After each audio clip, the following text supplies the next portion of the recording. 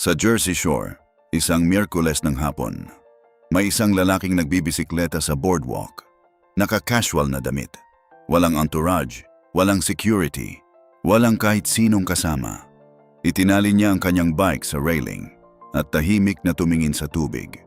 Kung makikita mo siya, iisipin mong isang ordinaryong lalaki lang siya sa kanyang day off.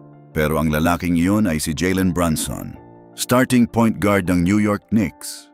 Ang manlalarong tinangihan ng $113 milyong na offer para tulungan ang kanyang team na manalo ng championship. At ang tanong na hindi mapigilan ng sinumang nakakaalam ng kwentong ito, bakit? Pero heto ang hindi mo inaasahan. Hindi ito kwento ng isang manlalaro na nagpapakumbaba para sa imahe. Hindi ito kwento ng isang atleta na nagpapanggap na simple para sa social media. Ito ay kwento ng isang lalaking tunay na naniniwala na ang magandang buhay ay hindi katumbas ng malaking bahay, ng fleet ng mga luxury cars, o ng lahat ng bagay na inaasahan mong kasama ng isang $156 milyong na kontrata.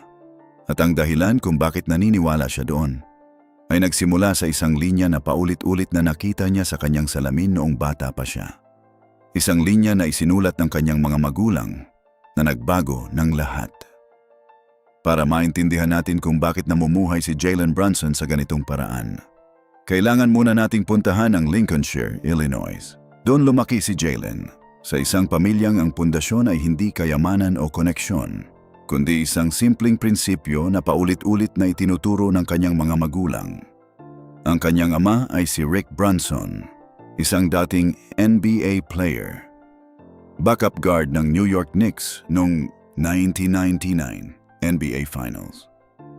Ang kanyang ina ay si Sandra Brunson, na nakilala ni Rick sa Temple University kung saan pareho silang naglaro ng college sports. At mula sa pagkabata ni Jalen, may isang linya na lagi niyang nakikita sa kanyang salamin, sa kanyang lunch bag, sa bawat sulok ng kanilang tahanan. The magic is in the work. Hindi ang talento, hindi ang pangalan, hindi ang koneksyon, ang trabaho. Pero ang paglaki ni Jalen sa pamilyang Brunson ay hindi nangangahulugang may free pass siya sa tagumpay. Kasi ang prinsipyo ng pamilya Brunson ay malinaw. Walang libreng tagumpay, walang shortcut, walang pangalan na sapat para palitan ng trabaho. Noong 2 taong gulang si Jalen, nandoon siya sa locker room ng Knicks noong 1999 NBA Finals. Kasama ang kanyang ama, kasama si Marcus Camby at ang buong team. Pero hindi siya dinala doon para ipagmalaki. Dinala siya doon para makita kung ano ang hitsura ng pagkamit ng isang bagay.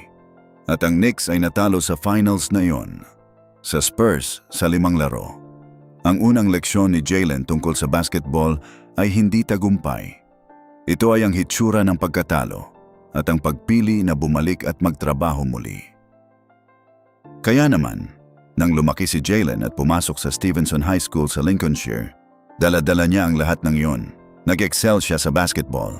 Nakilala niya ang babaeng magiging kanyang asawa, si Ali, sa parehong hallways ng high school. At pagkatapos, Villanova. 2 national championships, 2016 at 2018. Umalis siya bilang National Player of the Year, bilang 2 beses na champion, bilang isang manlalarong kaya niyang patakbuhin ang kahit anong offense na ilalagay sa kanya. Gusto siya ng mga scouts, pero ang 32 teams na nauna sa kanya sa 2018 NBA Draft ay hindi siya pinili. Pero noong ika-33 pick, pinili siya ng Dallas Mavericks, 2nd round. At sa Dallas, nagsimula ang 4 na taon ng pagiging nasa likod ng spotlight. Sa likod ni Luka Doncic, sa likod ng mga inaasahan, sa likod ng lahat. Para sa maraming manlalaro, iyon ay magiging isang mapait na karanasan. Para kay Jalen Brunson, iyon ay naging isang paaralan. Nag-absorb siya, nagpabuti, naghintay. At noong 2022, lumabas siya sa free agency. Pinagpilian niya ang New York, 2nd round. Pinangalanan niya ang kanyang foundation pagkatapos nito. Kaya naman, nang dumating si Jalen sa New York, nagsimulang makita ng mga tao kung sino talaga siya. Hindi lang bilang isang manlalaro, kundi bilang isang tao. Kasi ang inaasahan ng karamihan pagkatapos ng isang $156 na milyong na kontrata ay isang malaking bahay, isang fleet ng luxury cars, isang buhay na katumbas ng laki ng kanyang kontrata. Pero ang buhay ni Jalen Brunson ay ganito. Isang beach house sa Ocean City, New Jersey. 1,615 square feet. Binili niya ito sa $720,000. Halos katumbas ng starter home sa lugar na yon. Ang social media ay nagkalat ng $12 milyong na figure para sa bahay niya. Pero ang public property records ay nagpapakita ng assessment na wala pang $700,000. Hindi iyon mansyon. Iyon ay isang shore house. Pero hindi pa doon natigil ang simpleng pamumuhay ni Jalen. Kasi walang luxury cars sa kanyang record. Walang Lamborghini, walang fleet, walang sports car posts sa social media. Bawat paghahanap para sa isang luxury lifestyle ay bumabalik na walang laman. Ang nakadokumento sa kanyang buhay ay ganito. Ang kanyang anak na si Jordan, nakaupo sa gitna ng isang basketball court habang nagdadribble si Jalen sa paligid niya. Family dinners, Italian food, sushi. Nagfi-film siya ng mga sandali ng kanyang anak gamit ang isang camcorder. At ayon kay Ali, ang kanyang asawa na nakilala niya sa high school, kapag umuwi si Jalen sa bahay, nagbabago siya. He comes home and he is my husband. He doesn't bring the game back through the door with him. Kaya naman, nang dumating ang summer ng 2024, at nang maging eligible si Jalen para sa isang 5-year max deal na nagkakahalaga ng $269 milyong, lahat ay naghihintay kung ano ang kanyang gagawin. Kailangan lang niyang maghintay ng 1 taon pa. 1 taon para sa $269 milyong. Pero pumirma siya ng 4-year $156.5 milyong extension. Nag-iwan siya ng $113 milyong sa mesa. At sa roommates show, naging direkta siya tungkol sa kanyang desisyon. Let's just be blunt and honest with it. It was the most money I could get at this point in time, but I wanted to be here. I wanted to show that actions speak louder than just talking about stuff. I want this team to be together for a long time. I want to win here. Pero hindi lang iyon ang dahilan, kasi may isa pang bagay na sinabi ni Jalen na nagpaliwanag ng lahat. If I'm thinking about playing well to make sure I get paid, that could mess with me. I play best when I have a free mind, and that did that for me. Ang pera ay maaaring makasagabal sa kanyang laro. Ang kalayaan ng isipan ay mas mahalaga sa kanya kaysa sa $113 milyong. At ang desisyong iyon ay nagbukas ng pinto para sa Michael Bridges at Karl Anthony Towns na sumali sa Knicks. Ang parehong off-season na pumirma si Jalen ng discount ay ang off-season na nag-assemble ng isang team na umabot sa 2026 NBA Finals. Ang unang Knicks Finals appearance sa 27 taon. Direktang resulta ng isang desisyon ng isang lalaki na pinili ang team kaysa sa pera. Kaya naman, ngayon, ang buhay ni Jalen Brunson ay ganito. Isang beach house sa Ocean City, isang beach cruiser sa boardwalk, isang camcorder para sa mga sandali ng kanyang anak.